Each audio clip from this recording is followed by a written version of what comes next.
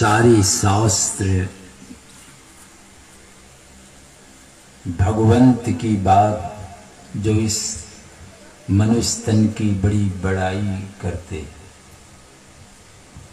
भगवान पुरुषोत्तम राम तो कहते हैं कि देवता भी तरसते हैं कि मनुष्य का शरीर मिल जाता। पर संत कबीर साहब क्या कहते हैं कि तन धर सुखिया काहू न देखा। जिन्होंने इस तन को धारण किया है सबके सब दुखी हैं।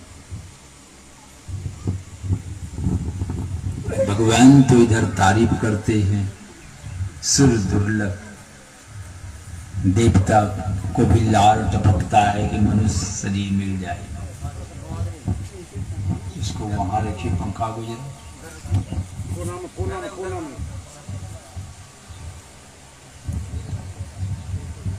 तो इधर घुमा दिया।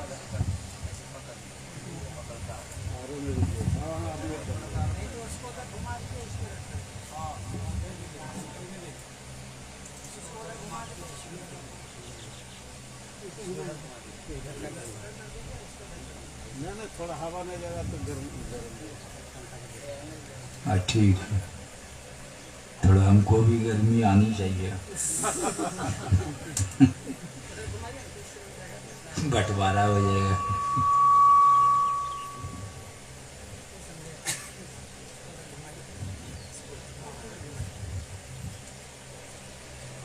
तो संत कबीर साहब कहते हैं तन धर सुखिया काहू न देखा। तो क्या देखे हैं, कहां तक सर्वे किया है आप। अभी भी ज्ञानवापी बनारस में सर्वे चल रहा है। अब हो गया है सर्वे ही काम, हल्ला हल्ला कर रहा है।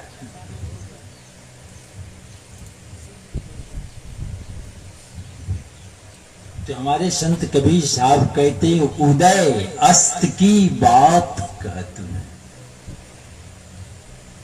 उदय सृष्टि की जब उदय हुई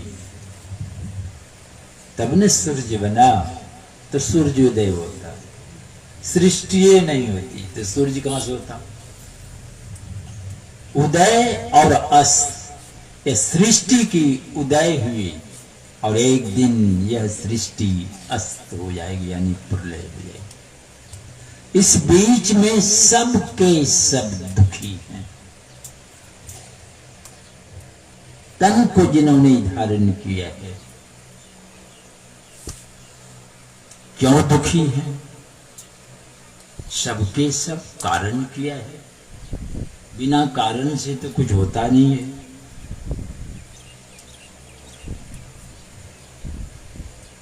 बादल उठा आकाश में तो सूर्य की रोशनी समुद्र में पड़ती। पानी गर्म होता है तो नहीं, और फिर वही पृथ्वी पर जहां तहां फिर बारिश होती है, और फिर लुढ़कता हुआ फिर वहीं पहुंचता है पानी। कुछ जमीन के अंदर चला गया, कुछ इधर उधर फंस गया, कुछ पहुंच भी गया। जो दौड़ता रहा तो पहुंच जाता है वहां अपनी जगह पर, और जो इधर उधर बिल में घुस गया, धरती में चला गया, रेगिस्तान में फंस गया, सब सोख गया उसको।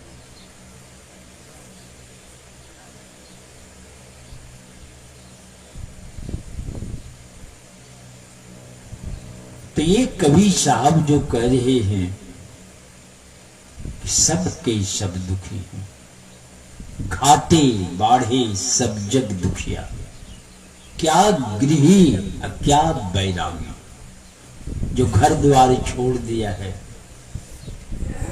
बैराग्य ले लिया है, वे भी तबाह। जो घर में हैं तो सब तो घरे में रहते हैं, आपको कौन समझाएगा। आपको कौन समझ रहे हैं, है तसल्ली, हैं संतुष्ट आप। भय नहीं है आपको क्या? भयभीत जीवन। जहां भय है वहां सुख शांति कैसे होगी?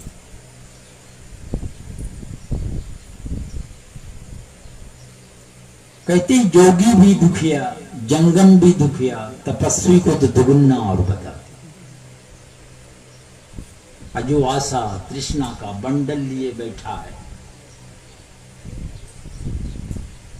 वे भी परेशान है। जो इस सृष्टि करने वाला ब्रह्मा विष्णु महेश इधर तो धड़ल्ले से बोलते चले गए कबीर साहब, यहाँ के वे भी अटक गए। अब बातें कुछ ऐसी आ गई, वे भी पैतरा बांध रहे कि साच कहूं तो कोई न माने, झूठा कहने जाइए झूठ तो हम बोलेंगे नहीं। यहाँ के पैतरा भांज रहे हैं, इधर धड़ल्ले से बता रहे हैं कि सब दुखिया है। यहाँ आके अटक गए, कहा कि सच्ची बात कहूं कोई पति आएगा नहीं, झूठ तो हम बोलेंगे नहीं। सो कौन सी बात आ गई? तो ब्रह्मा विष्णु महेश्वर भी दुखिया है, जिन्यू रात चलाई। कहे कबीर शकल जग दुखिया, सारे संसार के लोग दुखी हैं। क्यों दुखी हैं? यहां सत्संग होना था तो ये ठाट प्लान बना, सत्संग के कारण बना। सब के सब दुखी हैं, इसका कोई कारण नहीं है, बिना कारण का है।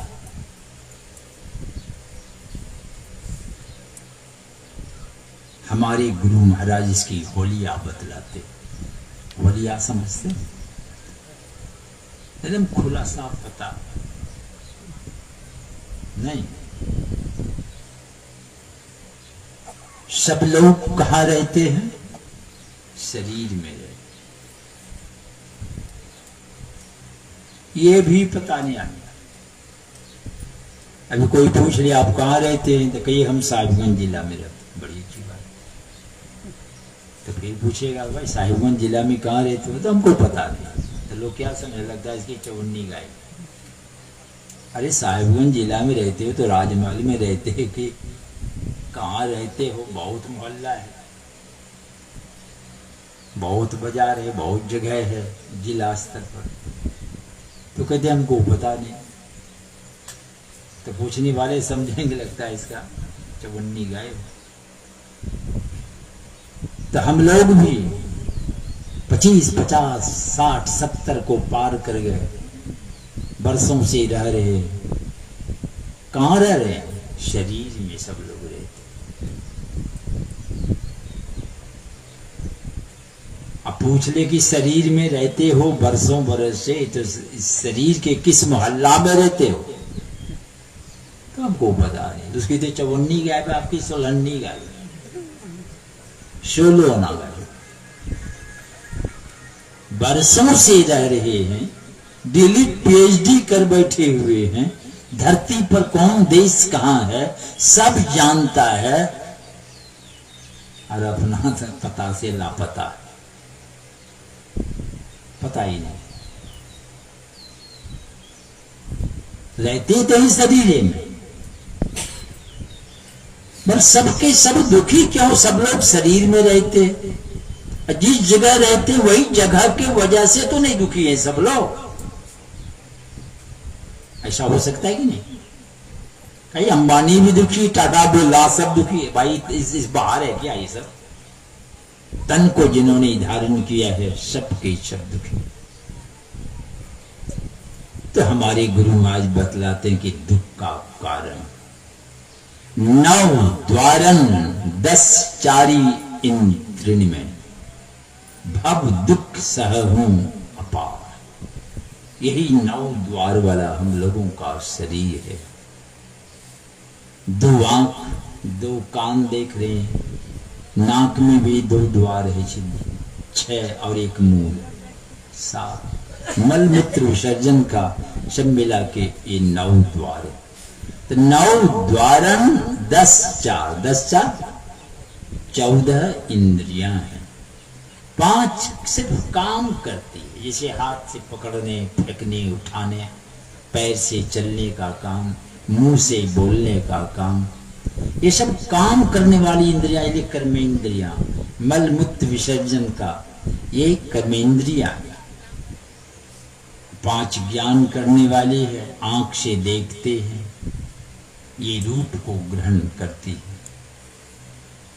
कान शब्द को ग्रहण करता है, जिह्वा स्वाद का ज्ञान करती, चमड़ा से कड़ाई के मुलायम है कि ठंडा है, छूने से पता चल जाता है।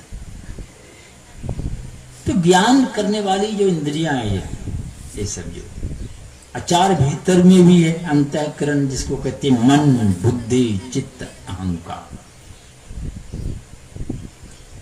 तो गुरु महाराज कहते हैं 10 चारी इंद्रियों में भाव दुख सहु अपार हो। तो ये 9 द्वार वाले शरीर के अंदर, अंदर के अंधकार में, 14 इंद्रियों के घाट में, जब तक हम लोगों का डेरा रहेगा, कोई हो धरती पर, उनके ऊपर दुख का पहाड़ रहेगा। वो पहाड़ का भी नाम होगा। यहां भी अलग अलग इधर इधर पहाड़ है, तो नाम है कि नहीं? या 3 है थी, 3 पहाड़ कह देते।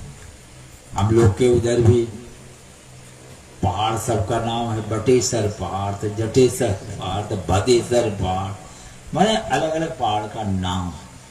तो हम लोगों के ऊपर दुख का पहाड़ जो है, इसका क्या नाम है? जन्म में, मरण में। ये जो जन्मते हैं और मरते, आते हैं चले जा, यही आवागमन। सम दुख दूजा है नहीं जग में कोई, इसके समान दूसरा कोई दुख नहीं है। जन्म लेना और मर जाना, दुखों का सरदार है सरदारी।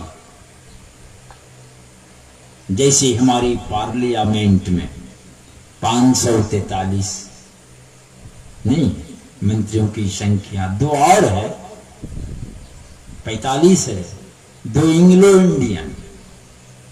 अब इंग्लो इंडियन है कोई, वो खाली ही रह जाता है।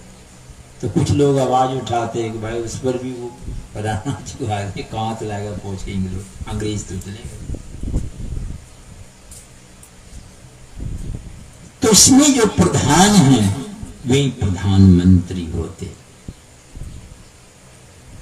अगर प्रधानमंत्री रिजाइन कर दे तो मंत्रिमंडल की क्या होगी? क्या होंगे? डिजॉल्व हो जाएगी, भंग हो जाएगी मंत्रिमंडल, क्योंकि मंत्रिमंडल के प्राण हैं प्रधानमंत्री। जैसे आप शरीर में हैं तो सारी इंद्रियां, अंग प्रत्यंग बम बम काम कर रही है। आप शरीर छोड़ दिए, रिजाइन कर दीजिए, आप देखिए आंख कान नाक 2-4 रोज में सब सड़ पच के मिट्टी हो जाएगी। तो आप हैं तो सब ठीक ठाक। पार्लियामेंट में प्रधानमंत्री ही, मंत्रिमंडल ठीक। वैसे दुखों का प्रधान जो है जन्म और मरण, अगर ये आपको छोड़ दे तो क्या होगा? समस्त दुख डिजॉल्व हो जाएंगे आपके, एक दुख भी सामने नहीं रहेगा, क्योंकि दुखों का सरदार है, प्रधान दुख है। ये आपको छोड़ दिया, रिजाइन कर दिया, तो मंत्रिमंडल जो है दुखों के प्रधानमंत्री रिजाइन दे दिए, आई सब दुख का मंडल सब दिया बंद हो जाए। तो ये सारी दुनिया शरीर में रहते हैं, और किस जगह रहते हैं? यही 9 द्वार वाले शरीर के अंदर, अंदर के अंधकार में, 14 इंद्रियों के घाट में। इसलिए सब के सब दुखी हैं, दुख का सरदार ऊपर बैठा हुआ है। देव धर्म चाहे जो कर ले, एक काष्ट जीवा स्वामी हुए हैं, उनको देव भी कहते हैं लोग, एक नाम देव भी है। देव धर्म चाहे जो कर ले, करते रहो लाखों का, आवागमन तुम्हारा हटने वाला नहीं है। जब हटेगा ही नहीं तो सब दुखिया ही रहेगा। तो संत कबीर साहब से पूछा कि आप कहते हैं सबके सब दुखी है, सकल जग दुखिया, तो कोई सुखिया है या नहीं? ये सब प्रयास व्यर्थ चल रहा है क्या? ये दुनिया में नाना प्रकार का उद्यम चल रहा है, कोई हाथ पर हाथ रख के बैठा हुआ है, पर सबके सब दुखी। दुख तो ऐसा आता है, कोरोना का आगमन हुआ, सब सतर्क कोना में घुस गए। बीच में तो रोड साफ एकदम सन्नाटा छा गया था, जून जुलाई महीना में सबका फाटक बंद, डर के मारे नहीं निकलता। तब से उसका हिसाब चलिए रहा है, चलेगा अभी बहुत दिन तक। और से तो 3 लाख से बेसी वायरस में सब लोग जी ही रहे, एक तो ये भी आ गया, मगर ये आदमी को खोज रहा है, बाकी सब जानवर घूम रहा है? ये आदमी पर फेरा है।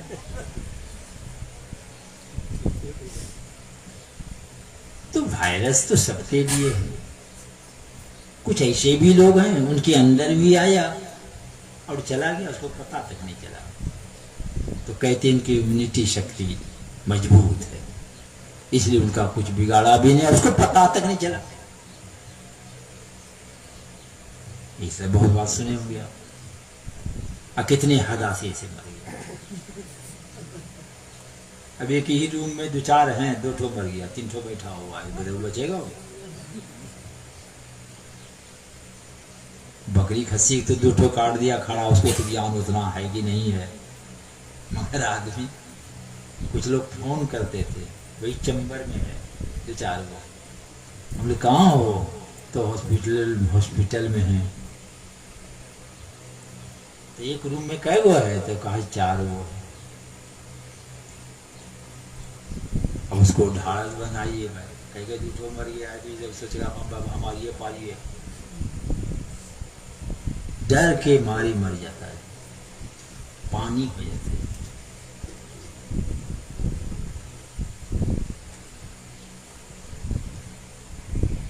तो ये सारी समस्या देख लीजिए, इतनी हड़कंप हो गए, चले भी 1-2 गए धरती पर। तो ये दुख देख लीजिए संसार। तो वही कहते हैं कि कहे कबीर सकल जग दुखिया, सबके सब दुखी हैं, कोई सुखिया है या नहीं एक को, कि सब व्यर्थे प्रयास चल रहा है। तो कबीर साहब कहते नहीं, एक सुखी हैं। कौन? कहा संत सुखी। वे कैसे सुखी हो गए? वे कैसे सुखी हो गए? तो कबीर साहब कहते मन जीती हो, जिन्होंने मन को जीत लिया है वही सुखी है संसार में। आप भूमंडल को जीत लीजिए।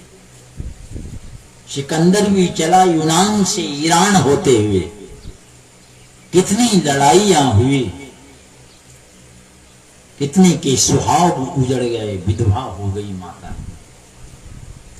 लड़ते झगड़ते भारत भी आ गए।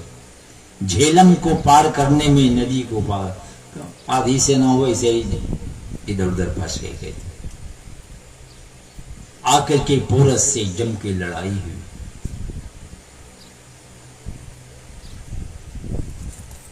और उनके गुरु अरस्तु कहा, जब भारत जाओगे तो 3 चीज लेते आना। तो क्या लाऊंगा गुरु जी? तो कहा भारत में वो पवित्र नदी गंगा नदी है, उसका जल लेते आना। और भारत का महान ग्रंथ गीता है, वो लेते आना। और संतों का आदेश है, एक पहुंचा हुआ संत लेते आना। आ गए भारत, गंगा जल तो आराम से उपलब्ध कर लिया, गीता भी उपलब्ध कर लिए, पर संत कहाँ मिलते? तो अपनी सेनापति शैल्यूकस को भेजा। एक खैबर घाटी के दर्रा में एक दंडायन ऋषि रहते थे। पहुंचे उनके पास, कहा सिकंदर बादशाह का हुक्म है, दरबार में बुलाए हैं आपको। कहा मैं वहां जाके क्या करूंगा?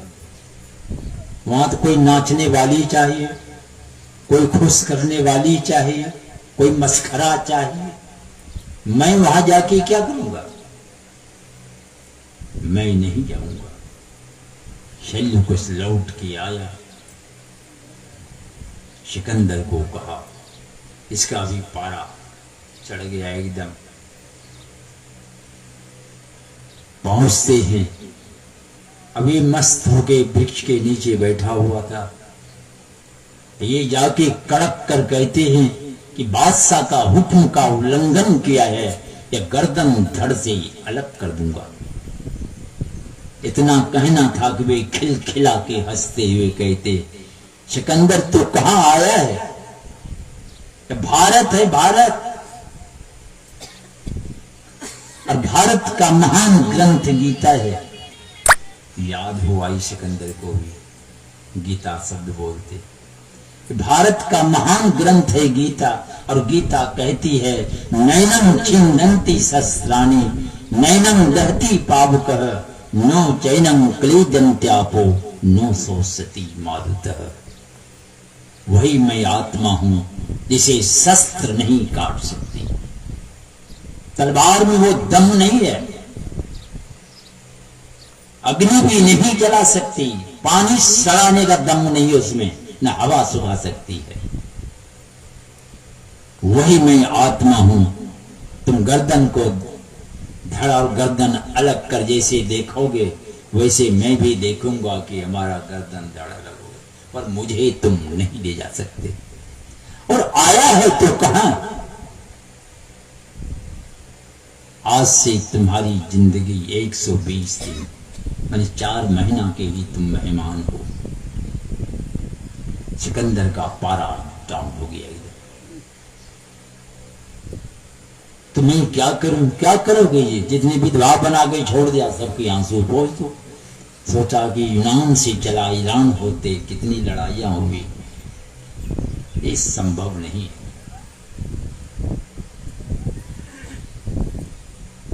अब 4 महीना के मेहमान खोपड़ी में बात घूमने लगी। तो उनके पास ज्योतिषी लोग भी रहते थे, तो ज्योतिषियों से पूछते थे। तो ज्योतिषी लोग अपने हिसाब से देखा कि ठीक कहे हैं वे। अब ज्योतिषियों को लगा कि हम लोग भी अगर वही बात दोहरा दें तो और घबरा जाएंगे। तो ज्योतिषी लोग क्या कहते हैं कि जापना, जब पृथ्वी लोहे की हो जाएगी, आसमान सोने को होगा, तब आपकी मृत्यु होगी। सिकंदर को लगा कि आसमान सोने का होने वाला नहीं है, धरती लोहे की होने वाली नहीं है, नहीं हमारी मृत्यु नहीं है। घोड़ा पर छलांग लगाया, आगे बढ़े, पीछे शैल्यूकस सेनापति, पीछे सारी सेनाएं, रेगिस्तान का मार्ग पकड़ा। और दंडायन ऋषि कह रहे, तुम घर तक भी नहीं जा सकोगे, मां का भी मुंह नहीं देख सकते। घोड़ा पर चढ़ा, रेगिस्तान का मार्ग था, कड़ाके की धूप पड़ रही थी, बालू गर्म हो गया था, कहीं वृक्ष नहीं, बुखार धीरे धीरे चढ़ने लगा इसको। अब इधर उधर झांकने लगा कि कहीं वृक्ष की छांव मिल जाए, और कहीं वृक्ष नहीं, रेगिस्तान का मार्ग था। इतना बुखार चढ़ा कि इसको घोड़ा से उतरना पड़ा। और सेनापति क्या करते, तुरंत उस समय लोग लोहे की कमीज वख्तर जो बोलते वही बिछा के ऊपर कपड़ा दे के लटा दिए। और कहते हैं कि ढाल जो ऊपर में कर दिया तो ढाल में सोना लगा हुआ। अब सिकंदर देखता है कि नीचे लोहे की धरती हो गई है, ऊपर आसमान सोना का।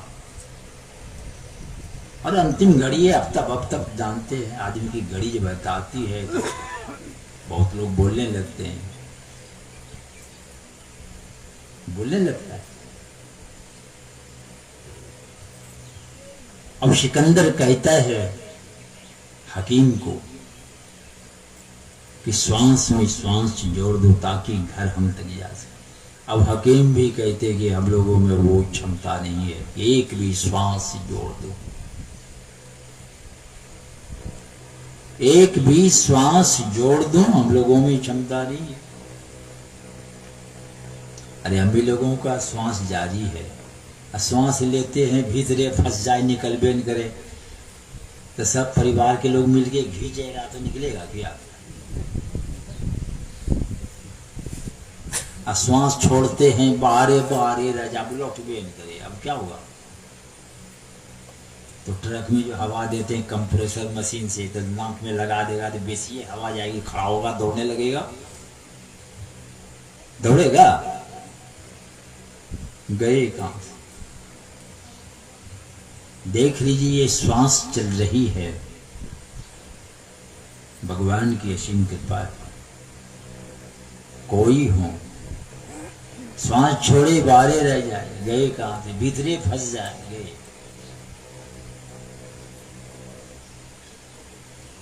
ये भगवान की बड़ी असीम कृपा है। वही कह रहा है सिकंदर की एक भी श्वास जोड़ दो। कहा कि अब हम लोगों में वो क्षमता नहीं है। कहा आधा राज दे देंगे, कहा कि पूरा भी दीजिएगा, नहीं जोड़ सकते। उस समय पता चला कि सिकंदर को कि श्वास की कीमत कितनी।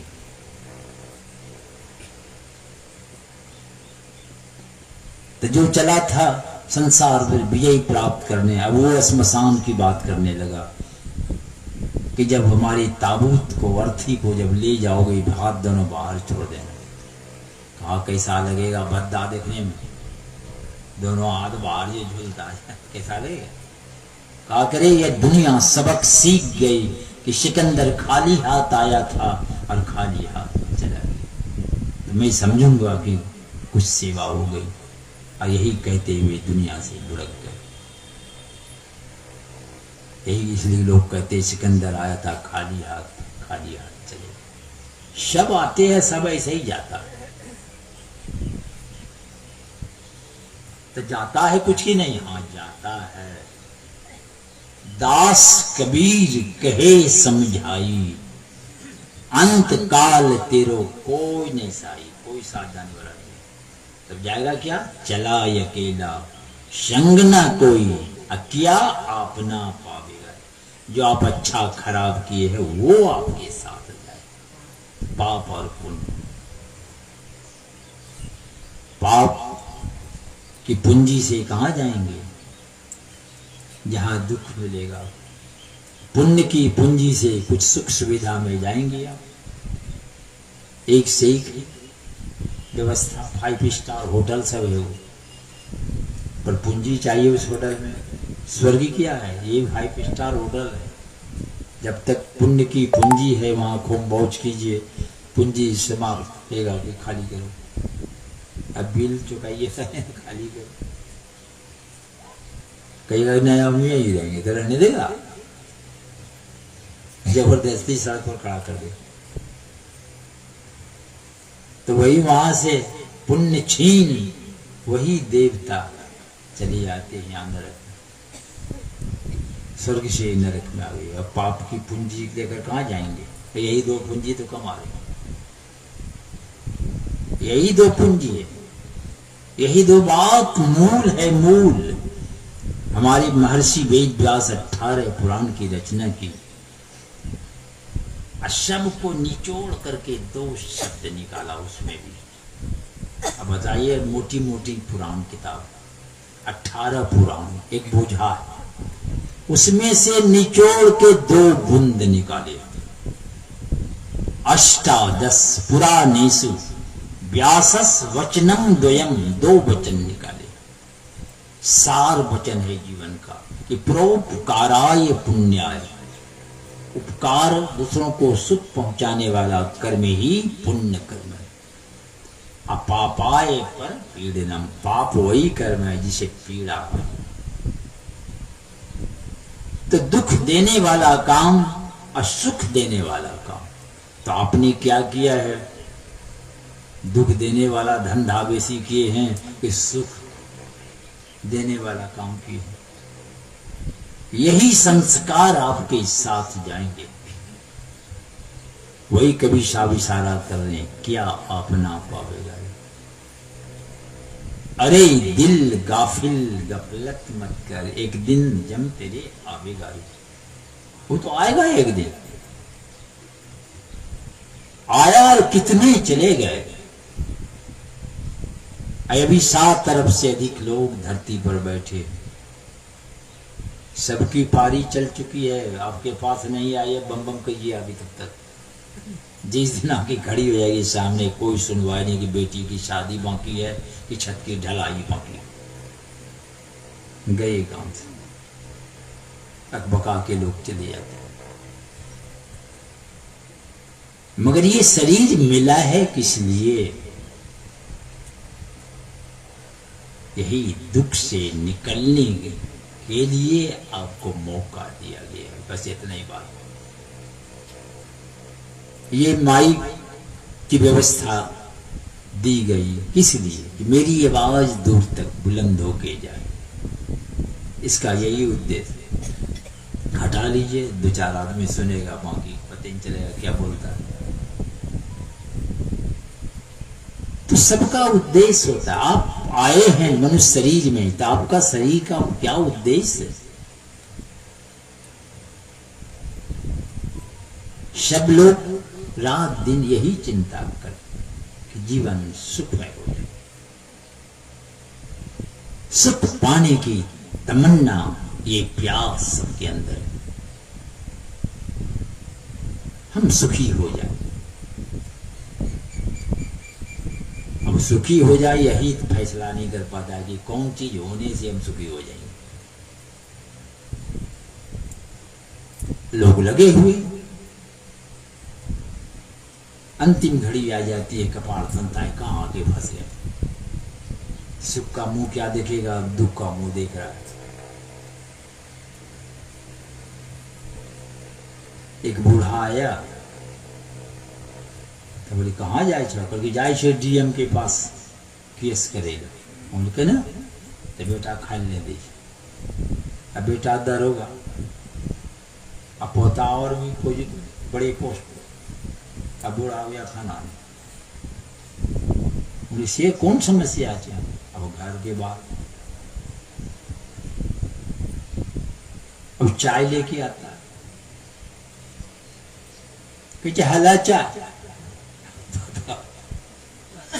चाय गरम, अपनी कोपड़ी गरम।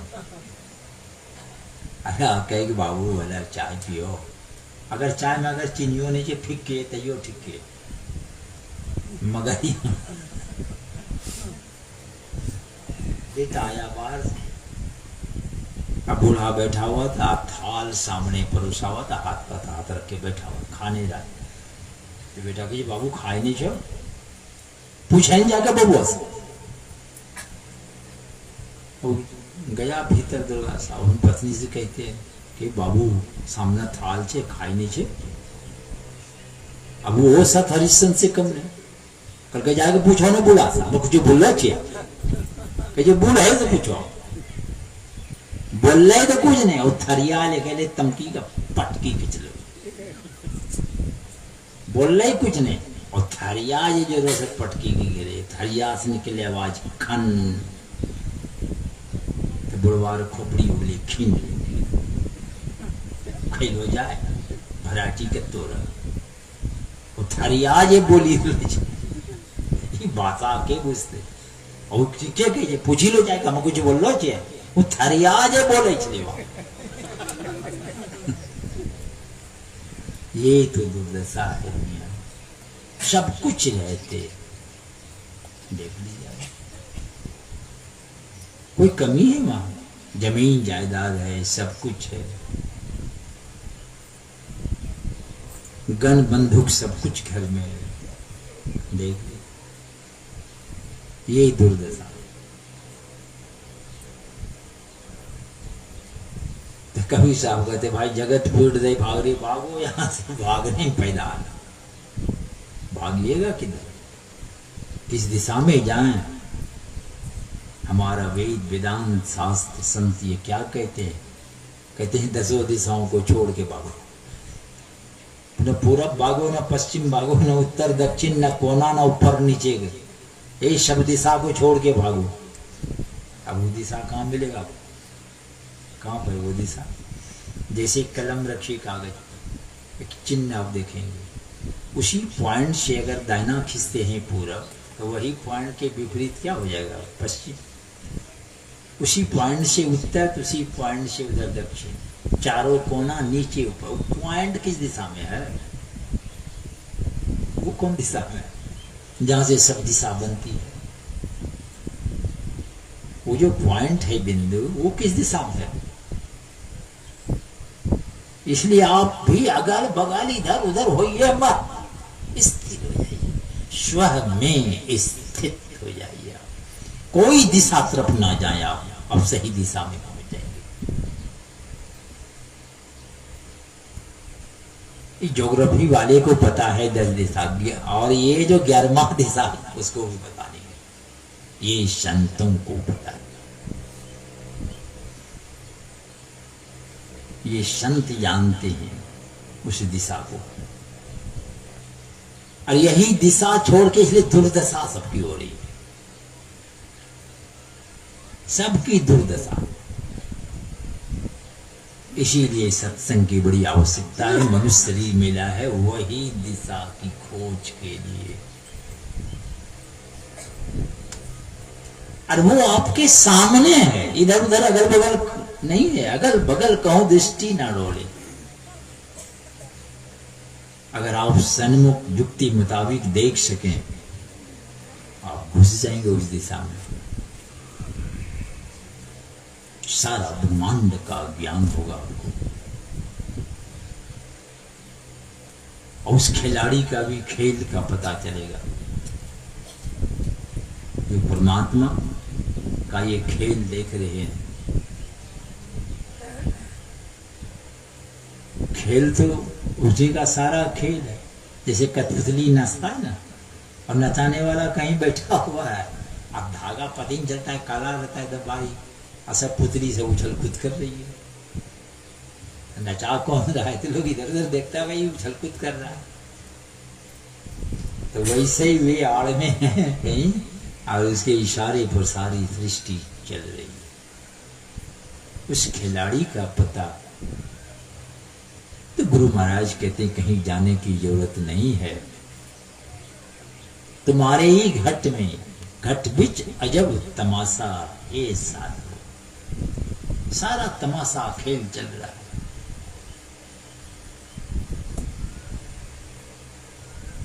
तो ये शरीर मिला है उस खिलाड़ी का पता लगा, यही उद्देश्य है। जिन्होंने उसका पता लगा दिए तो उसका क्या पता चलेगा? अपना पता चल जाता है, अपना पता चल जाता है। मैं क्या हूं? मम दर्शन फल परम अनुपा। शबरी की कुटिया पर भगवान पहुंचे, भगवान देखिए क्या करें, मम दर्शन, मेरे दर्शन का अतिशय अनुपम फल। क्या अनुपम फल मिलेगा? जीव पावही निज सहज स्वरूपा, जीव अपने स्वरूप को पा लेता है। अरे दर्शन हुआ राम का, अब पता चला अपना कि राम का ना ज्ञान हो जाएगा। मम दर्शन फल परम अनुपा, अनुपम फल, जिनकी उपमा नहीं है धरती पर। जीव पावही, क्या पाएगा जीव राम के दर्शन से? निज सहज स्वरूप, अपना ही स्वरूप का पता चल जाता है कि मैं क्या। दर्शन हुआ राम का, पता चला अपना। सहजो भाई क्या कहती है, आपुन ही खोज, छोड़ो राम को, अपनी खोज करो। आपुन ही तू खोज, जो अपने को खोजने जाएगा तो कौन पाएगा, किसको पाएगा, अपने को ना पाएगा। ये भी उल्टा ही बात करी है कि आपुन ही को खोज तो मिले राम। भाई खोजने गए अपने को पता लगाने तो राम मिल गया, और राम को खोजने गए तो अपने को पता लगा। वो इधर से वो इधर से देख लीजिए तो पता चलेगा मैं क्या हूं, अपना स्वरूप का पता चल जाएगा। माने दोनों एक के है, जानत तुम्हें तुम्हें हो जाए, वही हो जाता।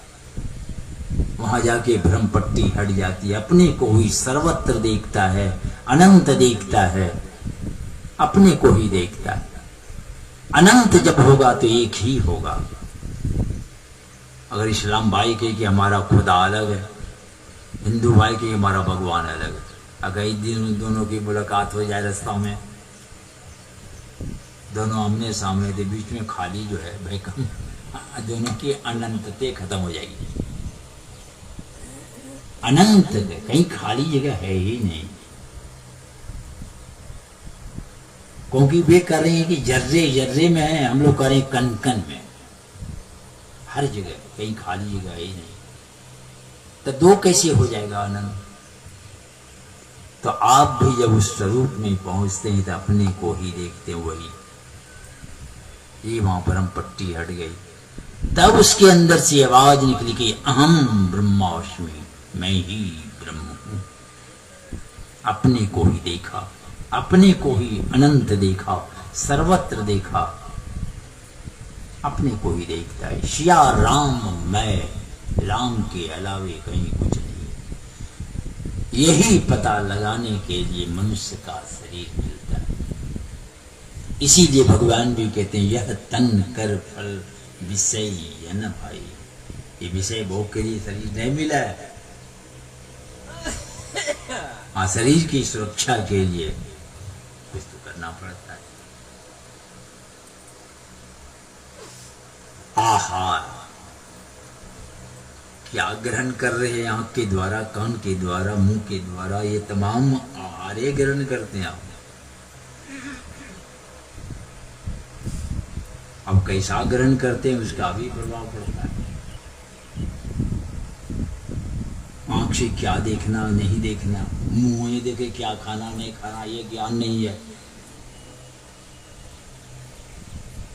खाली मुंह में अच्छा लगना चाहिए बस, दो यही तो दशा है। मुंह में अच्छा लगना चाहिए बस, इतना ही बात। क्या होगा ये कौन ध्यान देने वाला है, बहुत कम लोग। और कुछ को पता भी है कि दो देख लो, जैसे देख लो कि दूसरा देखे भी करता हूं, बोल रहा था छोड़ देगा उसको। अब फलेरिया है, दही चूड़ा अकेला खूब अच्छा लगता है, खाली जगह तो देखे भी करेगा। तो क्या खाएं क्या नहीं खाएं, क्या देखें नहीं देखें, क्या सुने नहीं सुने, एक ग्रहण, इसका परिणाम अलग अलग होता है। बड़ा कान पात के निंदा सुनते हैं तो कहाँ जाइएगा। अब बड़े ध्यान से आप कथा प्रसंग सुनते हैं तो आपका कल्याण होने वाला है। उसी तरह मुंह में क्या डालना चाहिए खाना, वो आपका कल्याण करेगा। मुंह में क्या दे देगा, आपका सर्वनाश कर देगा। मुंह में भांग टपा दीजिएगा, 7 ताड़ ऊपर जाइएगा, नीचे हड़ाक से आ जाइएगा। एक गोला हलवा खाइए, एक गोला भांग खाइए, दोनों कितना अंतर। एक गिलास बर्फ डाला, नींबू चीनी शरबत बना के पीते, मन तृप्त हो जाता है। वही एक गिलास शरबत की जगह एक गिलास ब्रांडी पिला के तब पता चलेगा कि कितना क्या होता है, तुरंत प्रभाव पड़ता है कि नहीं उसका। तो हम क्या ग्रहण करें, आंख के द्वारा, कान के द्वारा, इस इंद्रियों के माध्यम से क्या, ये भी तो ज्ञान चाहिए कि नहीं चाहिए। ज्ञानी नहीं है, तो खा रहा है, मुंह में अच्छा लगता है इसलिए खा रहा है। तो खा रहा है तो उसके लिए तो देख रहे हैं दुनिया में धरती पर मनुष्य जितना बीमार है कोई प्राणी नहीं।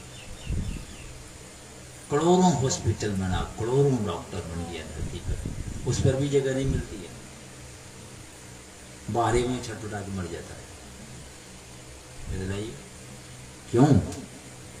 और उधर जानवर सब का कोई हॉस्पिटल है। हाँ, जो आदमी के लाट में जानवर है उसके लिए वेटनरी डॉक्टर बना है कि नहीं? कितना बना है जिला में एक डॉक्टर वेटनरी, देख ले। अब मनुष्य करोड़ों हॉस्पिटल है, करोड़ों डॉक्टर, झोला छाप पद गिनती है नहीं है। झोला छाप गांव गांव में देखे ढेरी। ये तो दुर्दशा है आदमी की। तो आदमी का भोजन क्या है ये तय न कर पाया। मनुष्य कहता है कि हम सबसे बुद्धिमान हैं। जानते हैं साइबेरिया देश कहाँ है? वहां से चिड़िया चलती है, भारत आती है वो चिड़िया, हजारों किलोमीटर दूर है।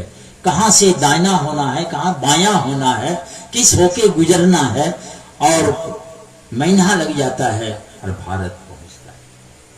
फिर यहां 2-4 महीना मौसम में रह के फिर चले जाते अपने देश। अब देख लीजिए ये कौन गाइड करता है? आप जा सकिएगा?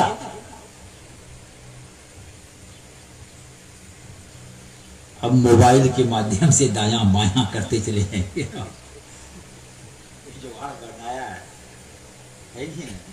मगर देख लीजिए चिड़िया और ये सबको आकाश मार्ग से जाता है, कितना देश पार करता है और जगह पर पहुंचता है। क्या परमात्मा ने उसको बुद्धि दी है? दायां बायां सारा डायरेक्शन उनको ज्ञान नहीं दिया। तो मनुष्य भी एक प्राणी है।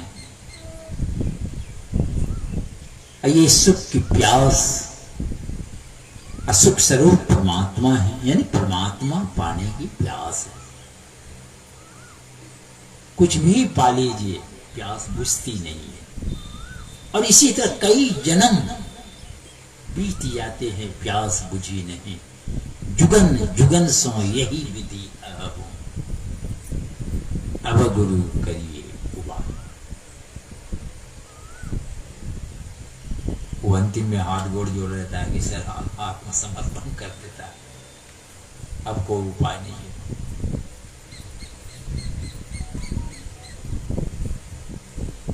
तो ये मनुष्य शरीर का उद्धार और कल्याण, इसीलिए संत सदगुरु के हवाले करना पड़ेगा। ईश्वर देव पितर परिजन सो होत न उपकार, यह में ही होवत गुरु से। इसलिए गुरु की अमित अमित कहिए अनंत अनंत उनकी बलिहारी है। गुरु साक्षात पर ब्रह्म मिल जाए तो जीवन कल्याण हो जाए। आइए पहचानना, आपके पास कोई लैक्टोमीटर है? लोग भीड़ देख के चले जाते, भाई बहुत लोग हैं, अच्छा गुरु होगा। कुछ ना कुछ देखता है, अपने अपने हिसाब है, और लोग शरण में जाते हैं। कितना 2-4-5 जगह बदली कर भी लेते, इसके पास गया उसके पास गया, वहां दीक्षा ले लिया वहां दीक्षा ले लिया। अरे कहीं ले लो, सब बतला क्या रहा है वो न करना पड़ेगा। चाल सुधारना न पड़ेगा आपको। चाल वही है तो कितनों बदलते रहिए। सब लोग कहते क्या है? कोई कहता है कि चोरी करो, खूब नशा का खान पान करो, कोई बतलाता है क्या? हमारे ऋषि कहते हैं ना वीरतो दुश्चरितान ना शांतो ना समाहितः ना शांत मानसो वापी प्रज्ञा निर्णय मापनुया। पाप कर्मों से जब तक विरत नहीं होगे, अलग नहीं होगे, तुम उस शांत पद में जा नहीं सकते। पहले चाल देख लो, चाल सुधारो तो कौन सुधार देगा? आपको खुद विचार करना पड़ेगा। और आपका चाल क्या है? बैरमुखी चाल, एक अंतर्मुखी चाल, ये दो चाल है। बैरमुखी चाल चलने वाले का क्या होता है, अंतर्मुखी चलने वाले का क्या होता है? ऐसे ही सत्संग चल रहा था, आगे में एक आदमी बैठा था, रह रह के भाई पूछी है, और रह रह के अब कोई बीमारी है क्या? ये बीमारी नहीं, ये लक्षण है। बुरा हो गया था, रह रह के टिश मारे तो कहे अभी कोई दवाई है? कुछ होम्योपैथिक डॉक्टर बैठे है, कोई दवाई? अरे तो देखना पड़ेगा कि क्या करता है। तो वहां गोरा हो गया था, पक गया था, टिश मारता था, तो गोरा ठीक कर देगा, खत्म हो जाएगा उसने, है कि नहीं? वो तो लक्षण है, जिस कारण से हो रहा है वो ठीक हो जाएगा, लक्षण अपने गायब हो जाएगा। वही सही बात, जिस कारण से परेशान हो, कारण हट जाए, आप ठीक हो जाएंगे। तो ये बहिर्मुखी, इधर क्या होता है? आप बाहर जाएंगे इंद्रियों के साथ, कहां जाएंगे? कहां जाएंगे बाहर? पांच परस रस शब्द गंध रूप, इसी में आप जाएंगे। रूप रस गंध, यही सब विषय है, इसी में आप जाएंगे। गोस्वामी जी कहते हैं इनकर कहानी कीजिए, मत जाओ उधर, नहीं तो बहुरी परब भव कू, बार बार इस संसार रूपी कुआं में तुमको आना पड़ेगा, बढ़ना पड़ेगा। तो कौन चाल चले? तो अंतर्मुखी चाल। कितने लोग तैयार हैं अंतर्मुख चलने के लिए? यही अंतर्मुखी चाल चलने का ये मौका मिला मनुष्य से, यही मनुष्य अंतर्मुखी चाल सकता है। ये स्वतंत्रता है, इसमें इनकी मौज है, मर्जी है। बाहर जाओ, भीतर जाओ, जिधर जाओ, अच्छा खराब जो करो, छूट है आपकी मर्जी। मगर आप अंतर्मुख जाने की कला, यही मौका मिला, इससे कर सकते हैं। जब अंतर्मुखी जाएंगे तो सारी इंद्रियां निश्चेष्ट हो जाएगी, शब्द दम तोड़ गई, सारी चेतन धारा सिमट के चली गई अंदर, सारे आवरणों के पार। इधर क्या लक्षण प्रकट होगा? अब बाहर से दौड़ने वाले का क्या लक्षण होता है? तो बाहर के जो दौड़ता है तो ये काम क्रोध लोभ मोह, यही लक्षण उसमें उभरता है। कामी हो गए, क्रोधी हो गए, लालची हो गए, कौन? ये लक्षण है। बीमारी क्या? बहिर्मुखी है। और अंतर्मुख जब आप चले जाएंगे तो ये सब लक्षण अपने गायब हो जाएगा। तो अंतर्मुख जाने का उसका क्या लक्षण होता है? आज बीमारी चली गई तो मुख चेहरा पर प्रसन्नता आ जाएगी, चेहरा खिला रहेगा, है कि नहीं? तो पता चलेगा कि भाई एकदम ठीक ठाक। तो अंतर्मुख जाने पर क्या होगा? तो धर्म तड़ाग ज्ञान विज्ञाना ये पंकज विक्षय विधि नाना। आपके अंदर धर्म का तड़ाव हो जाएगा, ज्ञान हो जाएगा, विशेष ज्ञान होना शुरू हो जाएगा आपके अंदर। ये सब होने लगता है, प्रेम उत्पन्न होने लगेगा, तो ये सब लक्षण प्रकट होने लगता है। अंतर्मुख जो जाता है तो उनके लक्षण यही होते हैं। अकाम क्रोध कैरव, कहाँ ये सब घुसी आ जाएगा पता ही नहीं चलेगा। कामी क्रोधी ये सब गायब। ये अंतर्मुख जाने का लक्षण होता है। काम क्रोध तमाम खत्म हो जाएंगे और आपको विशेष ज्ञान उत्पन्न होने लगेगा। अंतर की आंख खुल जाएगी, सारा ब्रह्मांड का ज्ञान होने लगेगा और अंत में उस खिलाड़ी का भी खेल का पता चल जाएगा। क्योंकि पर्दा के पार जाएंगे, पर्दा फाड़ेंगे तो पर्दाफाश हो जाएगा। सीधी बात, अंधकार प्रकाश सब ये तीनों पर्दा के पार चले जाएंगे,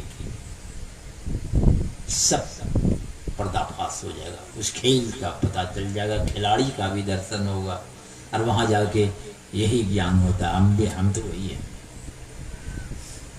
आप ही हैं, ये आपको वहां पता चलेगा। भ्रम पट्टी टूट जाएगी। इसीलिए हमारे वेदांत के ऋषि सब कहते हैं गुरु साक्षात परब्रह्म तस्मै श्री गुरुवे नमः। गुरु पहुंच गया, परमात्मा को देखा, वही हो गया, साक्षात परब्रह्म हो गए। अंतर यही है, ये हड्डी मांस शरीर में है, व्यक्त रूप में है, वे अव्यक्त में मतलब भीतर से एक होके वही हो गए। जीवन सार्थक और सफल हुआ। बोलिए श्री सद्गुरु महाराज की।